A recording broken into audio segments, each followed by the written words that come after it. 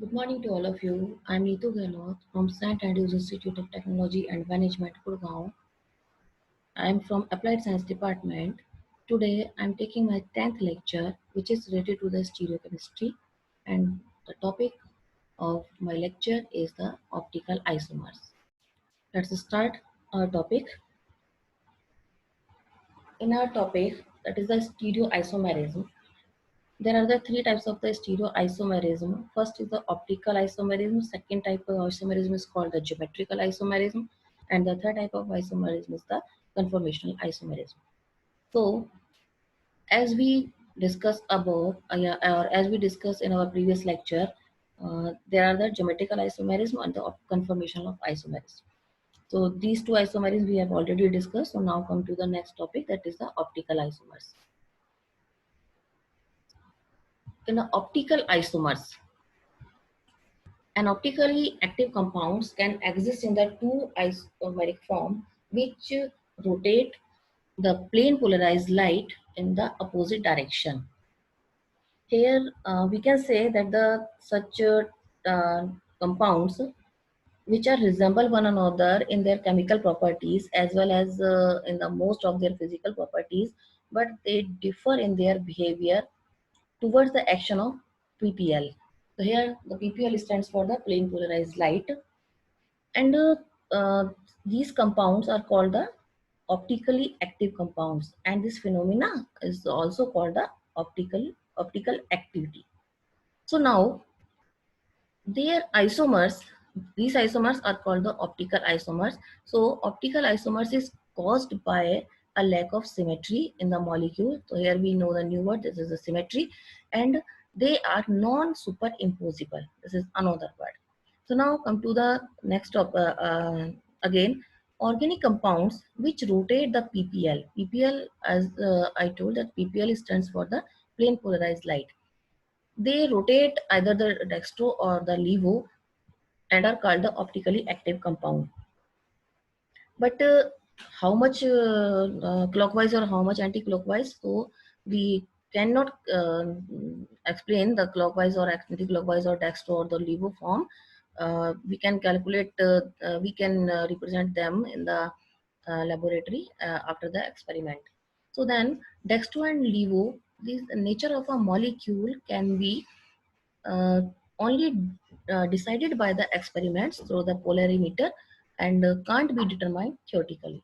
So we cannot determine the dextro and the levo form whether theoretically, and for this that's the requirement of the experiment.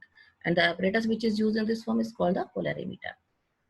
Here, uh, I explain the PPL and the optical active compound. In the for understanding the PPL, where as we know that it is the monochromatic light, and when this light is passed through a Nicol prism, so this after that this light is going to the same side, or it is called the plane polarized light. And now when a solution, when a compound is the this PPL is passed through the compound, or we can say it is a solution. So this solution convert this PPL towards the right side or towards the left side. So this compound is called the optically active compound. Then the polarized light means the here the isomers are said to show optically isomers, and what is a PPL, or as I told that the PPL stands for the plane polarized light. So here, if a ray of the monochromatic light is passed through the Nicol prism, so the wave motion of the emergent light is restricted to only one plane. Okay, that is only for the one plane. So such a beam of light which is a variation only in the one plane is called the PPL. So the Nicol prism used to obtain plane polarized light, it is called the polarizer. Here the Nicol prism is called the polarizer. Now come to the optically active. Stereoisomers are said to be optically active if the rotate plane polarized light, as we discussed in this chapter. There is the concept of the chirality. Now here the as I told that there are the some very small or the important topic is here, just like the chiral compound and the achirals. The next is the symmetry, the PPL, optically active, and the enantiomers and diastereomers. So these are the important terms which are used in the optical isomers. So first of all, now goes to the concept of the chiral or the achiral molecule or chirality. First of all, take the chirality. The structure or object is said to be chiral or chiral means it is dissymmetric. Dissymmetric, it means carbon compound is attached to the different atoms. So it means there is no the plane of symmetry and it is not superimposable on its mirror image. So most perfect example of the chiral object is the human hand. And as we said, in the human hand is the best example of the chiral compound. The chiral, the human hand, it does not have any plane of symmetry and can't be superimposable on its mirror image. So if we hold our left hand up to the mirror, so then image looks like a right hand. But if we try to superimpose one hand over the other, so we can't do it. So the same as the similarly as a right-handed gloves or the left-handed gloves are the chiral objects. So, so human hand is the best example of the chiral chirality. Then the achiral structure, a structure of object which has a plane of symmetry and the superimposable on its mirror image is known as chiral. That is the symmetry. Here we take the simple example that it is a structure, and in this structure we can divide it into the two halves. So the dotted line represent the plane of the symmetry. Here or it where A this structure is, this is the object and it is the mirror image of this object there, so that these are called the superimposable, because if we if this image is put out on the over the this image, so these are the superimposable image. Now, or we can say the chiral or the chiral molecules means in the simple definition or simple language we can say the difference between the chiral and the achiral molecule we can explain on the basis of the plane of symmetry. If all the attached group of the central carbon atom are different, then there is no plane of symmetry. Such a molecule is known as the chiral compound. Okay, then or we can say that if all the group attached to the central carbon atom are not different, then there exists plane of symmetry. Such molecules are called the achiral molecules. It is clear that only molecule having the chiral center will show the optically isomers. So if there is a optically isomerism. Now let us take the example of the lactic acid here.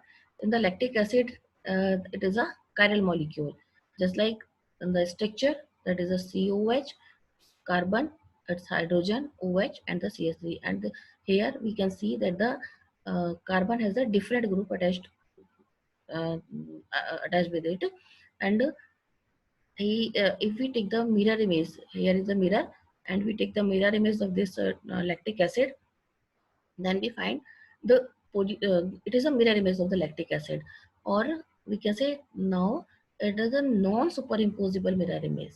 Okay, so it must be emphasized, however, the certain um, molecule may contain more than one chiral center and still they may be chiral or non-dissymmetric. That is the example of the 2,3-dichlorobutane again. So here the example 2,3-dichlorobutane and has the two chiral center exist in many isomeric form, one of which is not chiral because it has a plane of symmetry. Here the example, that is a 2,3-dichlorobutane. This is the 4 carbon compound, 1 2 3 4, and here is there are the two chiral center is there. First is this one carbon and second is this one carbon. Each carbon has the different groups are attached together attached there. So there are the two chiral compounds, chiral centers. So that here it has a plane of symmetry. If we cut this compound at this side, in the between of this side, so that we find the two parts, and this is called two same parts, so that is called the uh, plane of symmetry. Now the condition of the optical activity, there must be chiral carbon. First condition is that is a there must be a chiral carbon. Second, it must have an superimposable mirror image. It must have non-superimposable mirror image, and then the molecule must not contain any element of symmetry. So these are the conditions. I repeat the conditions again. There must be a chiral carbon, first point, and the second point is it must have non-superimposable mirror image, and third is the molecule must not contain any element of the symmetry. So these are the conditions for the optical active. Now as according to the chapter, according to the topics, there are some of another topics are here. So the symmetry is a very important topic, and it is very short. And in this lecture, I have to take very small time for the symmetry. So an element of symmetry, it may be defined as a plane, line, or point with respect to which the structure possesses a a definite symmetry. So element of the symmetry can of the three types. First is the plane of symmetry. Second is the center of symmetry, and third is the axis of symmetry. So here the plane of according to the definition, here are the plane symmetry. Symmetry can be divided into the three parts. The first one is the plane of symmetry. This it can be represented by the POS.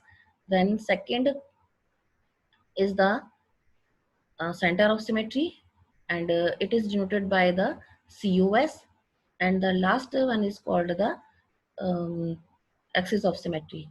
So the axis of symmetry is represented by the AOS.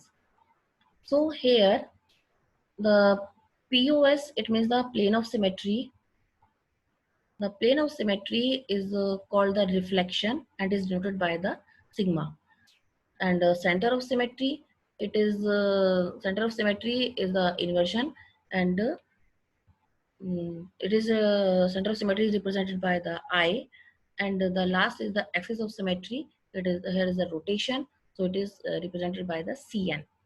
So now the first to come to the POS. POS means yani plane of symmetry. In the plane of symmetry, it is an imaginary plane passing through an object or a structure which divides the object or structure into two halves. Okay, such that one half is the mirror image of the other. I repeat again the POS. It is an imaginary plane passing through an object on the structure which divides the object or structure into two halves such that one half is mirror image of the other.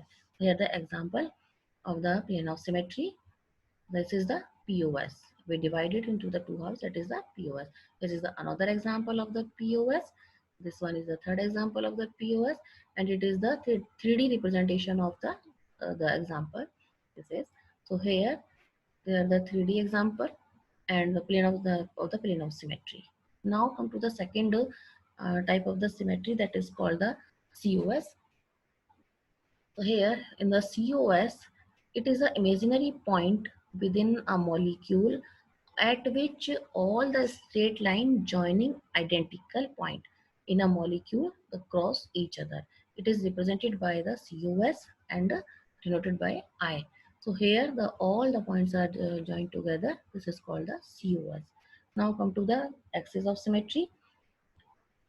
In the axis of symmetry, it is represented by the AOS, and it is for the rotation. So this is called the rotation or denoted by the CN. So it is an imaginary line passing through the molecule so that when the molecule is rotated about this line, exactly similar geometrical arrangement appear more than once in one complete revolution. It means the rotation through the 360-degree. So it is identical arrangement appears twice in the one complete revolution. So the axis is called two-fold axis of symmetry, and it is similar arrangement appears thrice. So it is the three-fold axis of symmetry, and so on. So this is the example of the axis of symmetry also, where the rotation is of 180-degree, and after that it is the mirror image of the second image. So now complete the topic, that is the symmetry. Here the symmetry are of the three types. First is the POS, that is called the plane of symmetry. Second one is the COS, that is called the center of symmetry.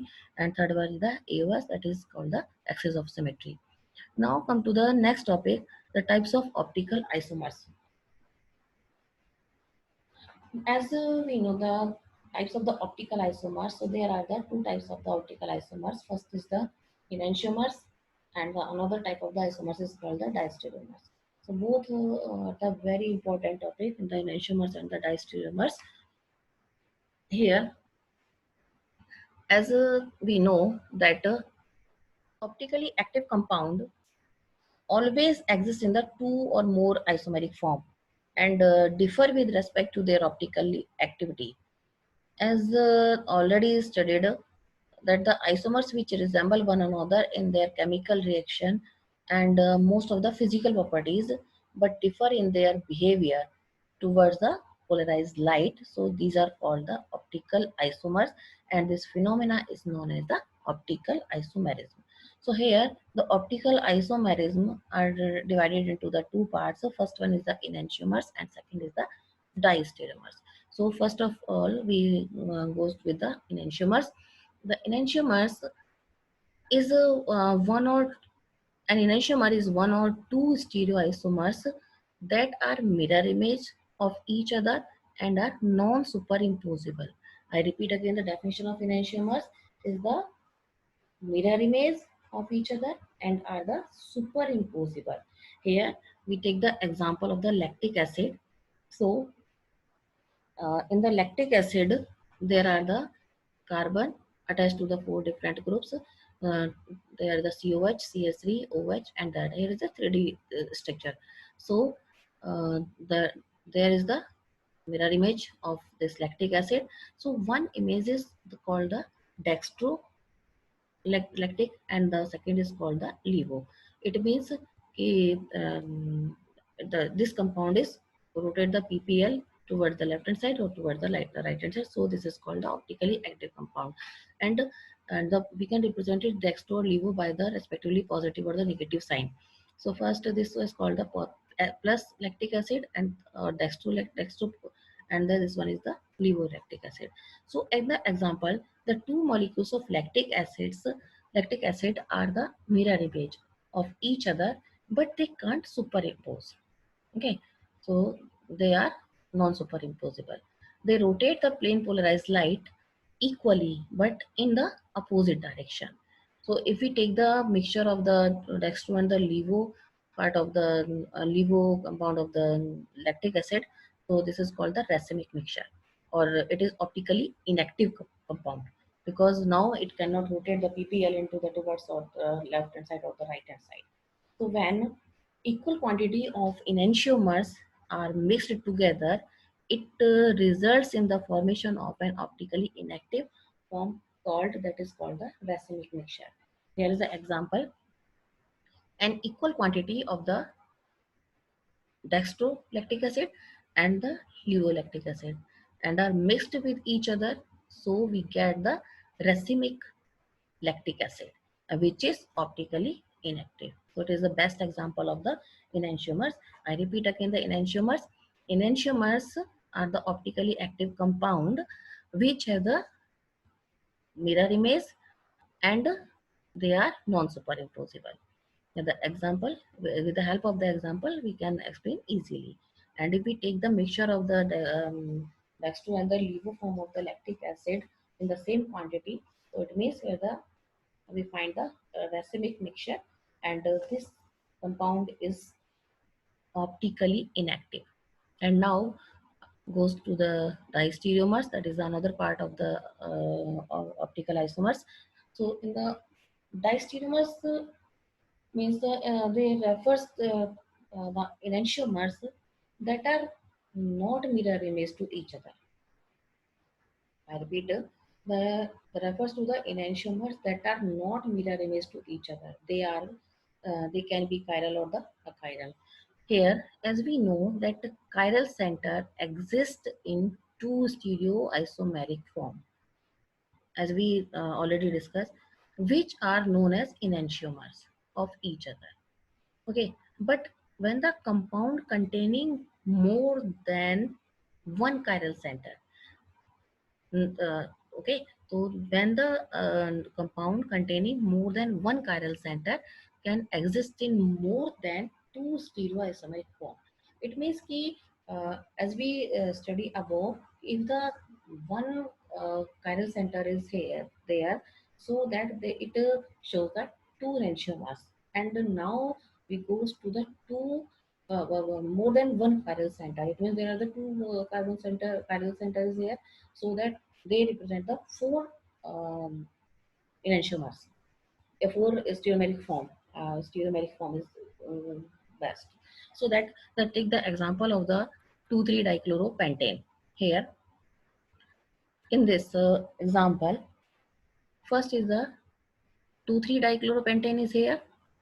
Okay. Now here this is the 1, 2, 3, 4. The 4 and the 5. Sorry, C2H5. This is the 5. The 5 carbon is present. So two, first, second, third, fourth. So, the chlorine is present at the second and the third position. So the name of the name is the 2,3-dichloropentane. This is the compound, and here is the mirror image of this compound. So this is called the 2,3-dichloropentane. So these, the first and the second structure are called the enantiomers. You know, here we take the we can say it is the one pair of the enantiomers, and we can again write the compound in this form also, that is the CH3, the 2,3-dichloro. It is the, here we can represent the both the chlorine are present in the same side. So these are the, this is again the 2,3-dichloropentane here. Now, and this fourth structure, here is the third structure and it is the fourth structure. So this fourth structure is the mirror image of the third. So these are also called the enantiomers. So now we have the four structure. Structure number first, second, both are the enantiomers. Here the third and fourth, these are also the enantiomers. But here the structure, now can explain the formula number 1 and 2 that reveals that they are non-superimposable mirror image of each other, and hence represent a pair of the enantiomers. So similarly, the third and the fourth are also non-superimposable mirror image of each other, and as such respect another pair of the enantiomers. So here the we can say that the such stereoisomers of an substance which are neither mirror image of each other and nor the superimposable. So these are called the diastereomers. And here the in this formula there are one and third formula, and first and fourth formula, second and third, and the second and the fourth are also pairs of the diastereomers. So these are the enantiomers and the diastereomers. Okay, then now I repeat again the topic which are studied in this lecture. Here, come to the starting. First of all, we are going with the optically active compound or optically inactive compound. So here, the optically isomerism. So first of all, the what do you mean by the optically active compound? So we can say that it means if the monochromatic light is passed through the Nicol prism, then it converts into the PPL. It means the light goes to the same side. Same side. so it is the same direction. So it is called the PPL, plane polarized light. And when this plane polarized light is passed through a solution, and after the passing through the solution, the if the this solution is convert the direction of the light, it may be right hand side or it may be towards the left hand side. So this compound is called the optically active compound.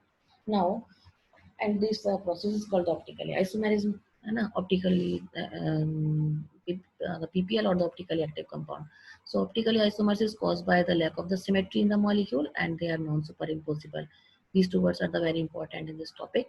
So here optically active compound is already discussed, and the apparatus which are used in this practical is called the polarimeter. And we cannot determine the light goes towards the right side or towards the left side. Like we can only represent the dextro or the levo form here, plus or minus form. So if we want to uh, calculate how much the left hand side and how much the right hand side light goes, so uh, it is not possible theoretically. So that optically active, then the we will discuss the chirality and the chiral structure. Then goes to the conditions of the optical active. Then the symmetry. Here are the three types of the symmetry. These are the POS, COS, and the AOS. These stands respectively plane of symmetry, center of symmetry, and the axis of symmetry. Now we come to the types of the optical isomers. The optical types of the optical isomers mean there are the two types of the optical isomers. First is the enantiomers, and the second is the diastereomers. So enantiomers means they are the uh, one or the two stereoisomers that are mirror image to each other, and they are the non-superimposable. If we take the one center, one chiral center, so we find the two isomers. One is the dextro and the another is the levo structure, levo form. And if we take the mixture of the dextro and levo in the same quantity, then that means the formation of the new compound, that is the mixture is called the racemic mixture, and the this compound is optically inactive. Now goes to the diastereomers. In the diastereomers, there are the diastereomers which are here in the enantiomers that are not mirror image to each other, and they are chiral or the achiral. Here we take the example of the two chiral compound, two chiral center. This is the chiral center C1 and the C2. So image 1 and 2 are the enantiomers, and the two third and fourth are also the enantiomers. But all the sets of the one and third, one and fourth, three and fourth, three and second, and the second and fourth, these are the diastereomers. And here it is the plane of symmetry. In this example, we cut the this compound in the middle part of the compound. So this is the plane of symmetry. So that now um, I stop my lecture, and for any query you can contact with me. Thank you.